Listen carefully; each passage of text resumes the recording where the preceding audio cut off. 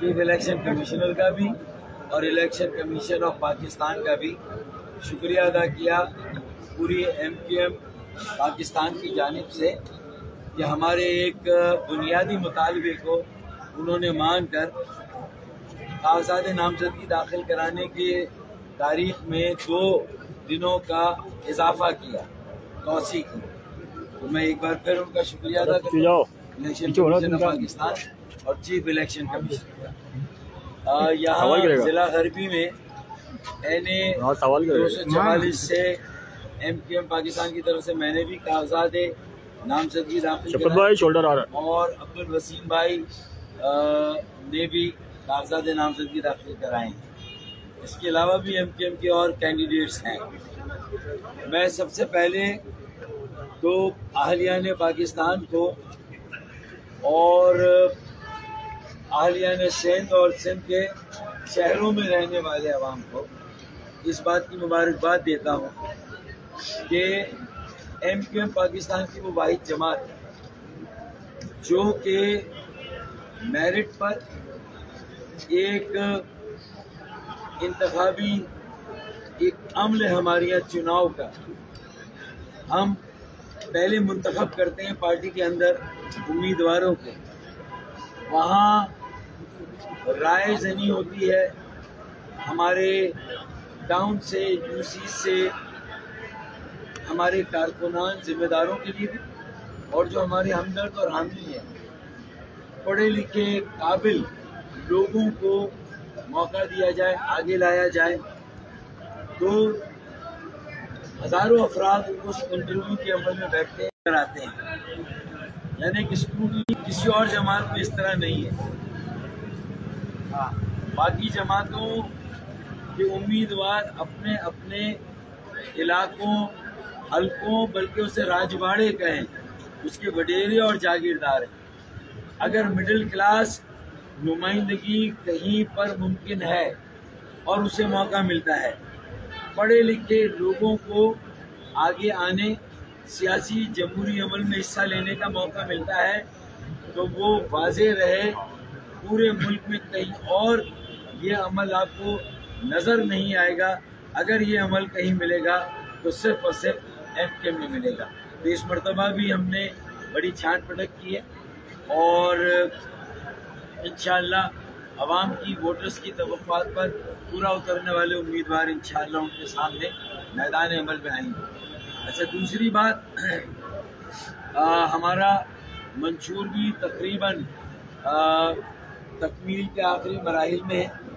ये जो कागजात नामजदगी के मुख्तलिफ मराहिल जैसे ही मुकम्मल होंगे, आगे बढ़ेंगे, हम अपने मंशूर का भी ऐलान करेंगे। हमारा नज़्मुल-ऐन और हमारे मंशूर का जो बुनियादी नुक्ता है वो यही है कि इस मरतबा इंतखाबात से पहले मज़ाकरात होना चाहिए।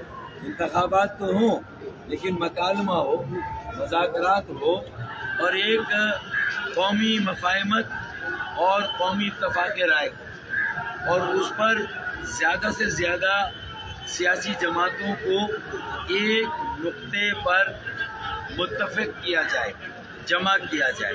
और वो नुक्ता क्या है कि अब अगर पाकिस्तान के जुमला मसाइल, पाकिस्तान के 25 करोड़ आवाम के बुनियादी मसाइल को हल करना है या उन्हें हर तरह की गुलामी और मोहताजी से निजात दिलाना है, तो उसके लिए जो एक बुनियादी नुक्ता तय करना वो ये है कि अब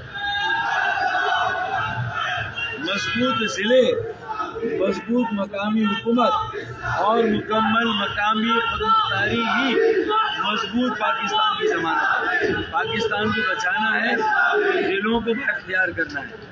पाकिस्तान को तामीर और तरक्की के रास्ते पर लगाना है, तो ज़िलों, मकामी हुकूमत, ज़िले हुकूमत और शहरों को तरक्की का इंजन बनाना है।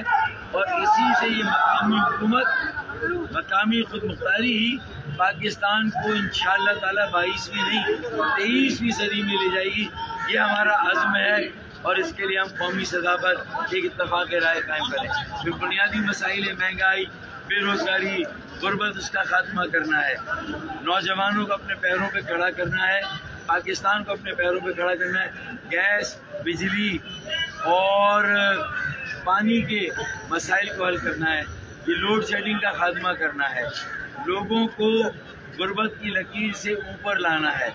उसके लिए हमारा मंशूर इंशाअल्लाह ताला अवामी उमंगों के मुताबिक होगा और ये इलेक्शन इंशाअल्लाह ताला एक मरतबा फिर MQM पाकिस्तान की कामयाबी की सूरत में, कराची में 22 में से 22, हैदराबाद में 2 में से 2 कौमी असम्बली और इंशाअल्लाह बेशतर सूबाई असम्बलियों पर फिर सक्कर, मीरपुर खास और नवाबशाह को भी वापस लेंगे इंशाअल्लाह ताला। और पूरे पाकिस्तान में इंतखाबात लड़ेंगे जहाँ जहाँ से मुमकिन है। पंजाब में, अंदरून सिंध में, बलूचिस्तान में, KPK में, हर जगह से इलेक्शन लड़ेंगे और जहाँ जहाँ मुमकिन होगा वहाँ इलेक्शन लड़ेंगे। और जब कराची और हैदराबाद, सक्कर, मीरपुर खास और नवाबशाह में कामयाबी के झंडे गाड़ेंगे तो फिर इंशाअल्लाह ताला अगले इलेक्शन में MQM पाकिस्तान का सिर्फ मंशूर नज़रिया, ये कौमी मंशूर नज़रिया नहीं होगा, बल्कि MQM पूरे मुल्क में इलेक्शन में हिस्सा लेकर कामयाबी हासिल कर कर ये बात साबित करेगी कि अगर मिडिल क्लास आम पाकिस्तानी की कोई जमात है तो वो MQM पाकिस्तान है।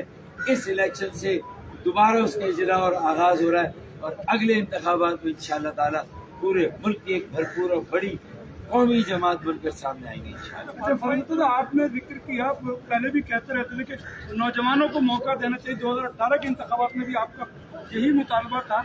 अब वो फिर आप नौजवानों को मौका क्यों नहीं दे रहे? आप दोनों एक लिहाज से बुजुर्ग हैं, तो क्यों नौजवानों को मौका नहीं दिया? आप खुद क्यों कागजात जमा कराने आए?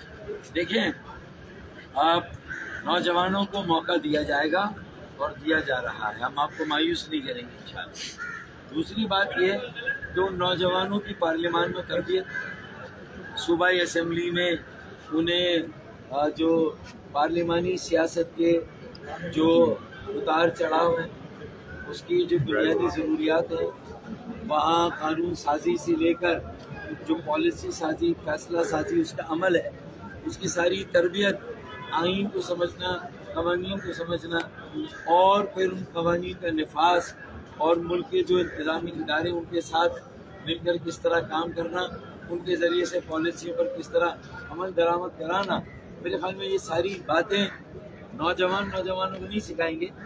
जो बड़ी उम्र के नौजवान हैं वो नए नौजवानों को सिखाएंगे इंशाअल्लाह। टिकट उम्मीदवार ने आपने, क्या उसमें आपके पार्टी से हटके कोई ऐसी लोग नहीं है जिसमें शोबिस के लोग? देखिए ना, जुनैद भाई सरजानी टाउन के इंचार्ज हैं, कहाँ से फिर आप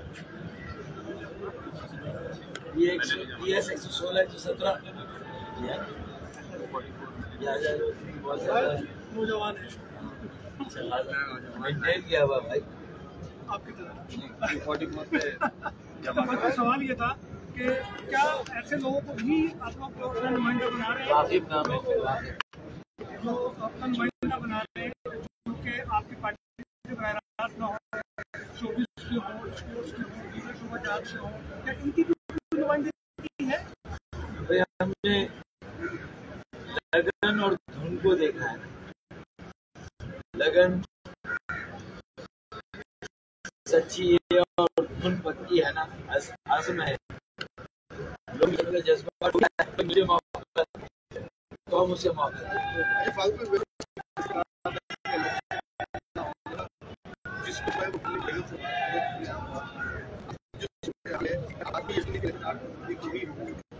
नहीं, मुझे तो बेगम से भी बात नहीं।